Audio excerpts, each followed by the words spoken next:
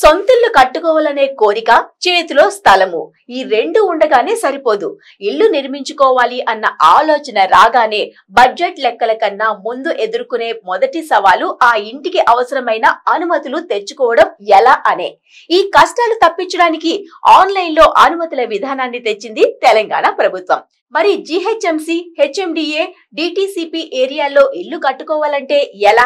హైదరాబాద్ లో ఇంటి అనుమతి కోసం ఎలా దరఖాస్తు చేసుకోవాలో ఓసారి చూద్దామా? మన డబ్బుతో మన స్థలంలో ఇల్లు కట్టుకోవాలన్నా సరే ప్రభుత్వ శాఖల నుంచి ఎన్నో పర్మిషన్స్ కావాలి. వీటికయ్యే ఖర్చు సంగతి చెప్పక్కర్లేదు. డబ్బులు పెట్టినా సులువుగా అనుమతులు వస్తాయన్న గ్యారంటీ లేదు. ఆఫీసుల చుట్టూ తిరిగి తిరిగి విసుగు వచ్చేయడం ఖాయం. ఈ కష్టాలతో పాటు దళారీ వ్యవస్థకి ఫుల్ స్టాప్ పెడుతూ ఇంటి నిర్మాణానికి సంబంధించిన అనుమతుల కోసం ఆన్లైన్ సౌలభ్యాన్ని తెస్తున్నాయి ప్రభుత్వాలు. తెలంగాణలో టీజీ బీపాస్ విధానాన్ని గత ప్రభుత్వం అమల్లోకి తెచ్చింది. దానిపై పూర్తిగా అవగాహన పెంచుకుని సక్రమంగా పనిచేసే టైంలో రేవంత్ సర్కార్ బిల్డ్ నౌ అనే సరికొత్త అనుమతుల ప్రక్రియను ప్రవేశపెట్టి అందరికీ శిక్షణా తరగతుల్ని నిర్వహిస్తోంది. ఆన్లైన్లో అనుమతులిచ్చే ప్రక్రియను గతంలో మొదట హెచ్ఎండిఏ పరిధిలో ఇంప్లిమెంట్ చేయగా తర్వాత జీహెచ్ఎంసీ పరిధిలోనూ అమలు చేశారు. ఇంటి నిర్మాణ అనుమతులకి సంబంధించి ఆన్లైన్లో ఎవరైనా అప్లై చేసుకోవచ్చు. లైసెన్స్ ఉన్న ఆర్కిటెక్ట్ నుండి అవసరమైన ప్లాన్ను తీసుకుని అవసరమైన పత్రాలన్నింటినీ అప్లోడ్ చేస్తే పత్రాలన్నీ సక్రమంగా ఉంటే ఇంటి నిర్మాణానికి త్వరగానే అనుమతి లభిస్తుంది.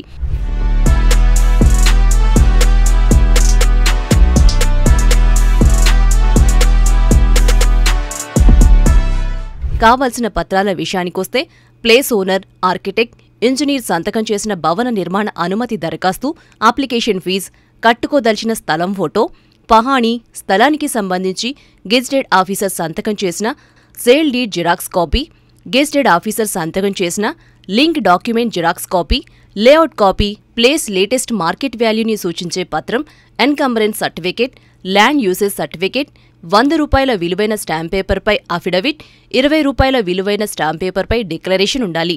అలాగే కొత్తగా నిర్మాణం చేపట్టే భవనానికి సంబంధించి ప్రీ డీసీఆర్ ఫార్మేట్లో plan, AutoCAD drawing, location plan, contour plan, site ప్లాన్తో పాటు భవనంలోని ప్రతి ఫ్లోర్కు సంబంధించి డీటెయిల్ డ్రాయింగ్స్ ఉండాలి.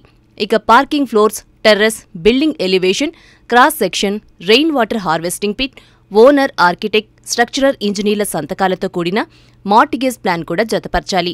ఆ స్థలం చుట్టుపక్కల ఉన్న భవనాల వివరాలు, ఇరుగు పొరుగున ఉన్న వీధుల వివరాలు అన్నీ ప్లాన్లో క్లియర్గా ఉండాలి.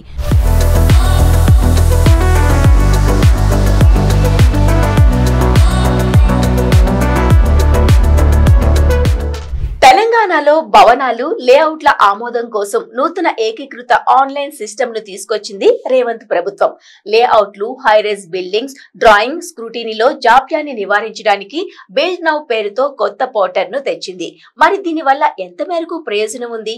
టీఎస్ బీపాస్ అంటే ఈ విధానంలో వేగంగా అనుమతులు లభిస్తాయా? ముందు టీజీ బీపాస్, ఇప్పుడు బిల్డ్ నౌ. ఇక మోడర్న్ అడ్మినిస్ట్రేషన్లో భాగంగా తెలంగాణ ప్రభుత్వం విప్లవాత్మక అడుగేసింది.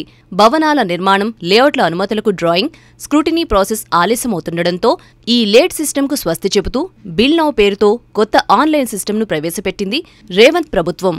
బిల్డ్ నౌ ద్వారా భవనాల నిర్మాణం, లేఅవుట్ల అనుమతుల ప్రక్రియను మరింత సులభతరం చేశారు.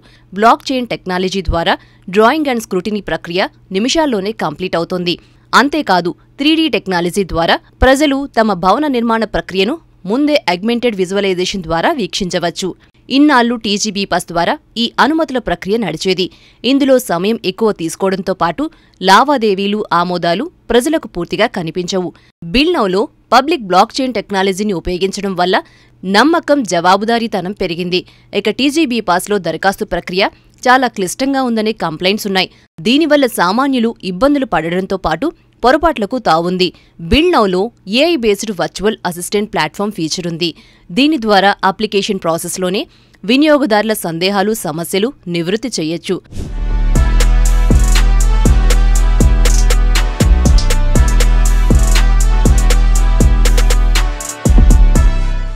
ఎన్ని గజాల స్థలంలో ఎంత విస్తీర్ణంలో ఇల్లు కట్టుకోవచ్చు? ఎంత స్థలంలో ఎన్ని అంతస్తులు కట్టుకోవచ్చు? సెట్ బ్యాక్ ఎంత వదలాలి? ఇల్లు కట్టుకోవాలనుకుంటున్న వారిలో ఇలాంటి సందేహాలెన్నో. భూ విస్తీర్ణం ఆధారంగా భవనాలను ఎంత ఎత్తులో నిర్మించుకోవచ్చని జీవోలు చెబుతున్నాయి. టీఎస్ బీపాస్, బిల్డ్ నౌ చట్టాల తరువాత వచ్చిన మార్పులేంటి?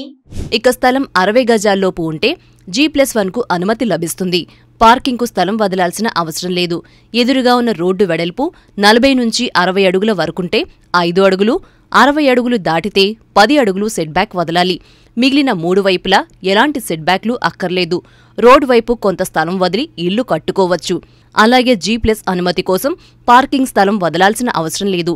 G+2కి అనుమతి కావాలంటే మాత్రం స్థలానికి మిగిలిన 3 వైపులా కూడా 1 నుంచి 6 అంగుళాల సెట్బ్యాక్ వదలాలి. 120 నుంచి 239 గజాల స్థలంలో G+2 బిల్డింగ్ కట్టుకోవచ్చు. ఎదురుగా ఉన్న రోడ్ వెడల్పు 40 అడుగులుంటే 7 అడుగులు, 40 నుంచి 80 అడుగుల వరకుంటే 10 అడుగులు, 80 నుంచి 100 అడుగుల వరకుంటే 13 అడుగుల 1 అంగుళం, 100 అడుగుల కన్నా ఎక్కువుంటే 16 అడుగుల 4 అంగుళాల సెట్బ్యాక్ ముందు వైపు వదలాలి. అలాగే మిగిలిన 3 వైపులా 3 అడుగుల 3 అంగుళాల సెట్బ్యాక్ తప్పనిసరి. అదే స్టీల్ట్ ప్లస్ G+2 నిర్మించాలంటే రహదారి వెడల్పును బట్టి రోడ్డు వైపు సెట్బ్యాక్ వదలాల్సి ఉంటుంది.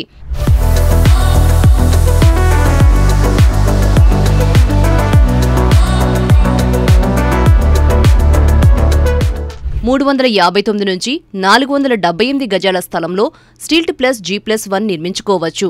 ఇక రోడ్డు 40 అడుగులుంటే 9 అడుగుల 8 అంగుళాలు, 40 నుంచి 60 అడుగులుంటే 13 అడుగుల 1 అంగుళం, 60 నుంచి 80 అడుగుల రోడ్డుంటే 16 అడుగుల 4 అంగుళాలు, 80 నుంచి 100 అడుగులుంటే 19 అడుగుల 7 అంగుళాలు, 100 అడుగుల కన్నా ఎక్కువుంటే 24 అడుగుల 6 అంగుళాల వరకు ముందువైపు, మిగిలిన 3 వైపులా 4 అడుగుల 9 అంగుళాల సెట్బ్యాక్ వదిలేయాలి.